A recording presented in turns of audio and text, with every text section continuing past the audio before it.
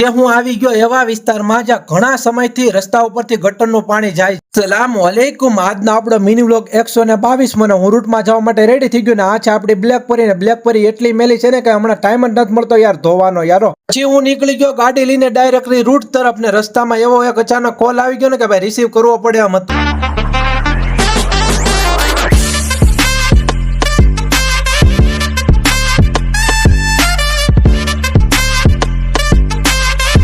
હું આવી ગયો તુલસી સોસાયટીમાં કેમ કે ત્યાં મારે હતું ઓર્ડરનું કામકાજ ને ત્યાંથી હું આવી ગયો ડાયરેક્ટલી સ્વામિનારાયણ મંદિર પાસે ને અહીંયા ગારો તો જોવો યારો એટલો ગારો છે ને યારો સોસાયટીમાં તમે તો જોવો ગાડીઓ ડૂબી જાય છે આખી આખી.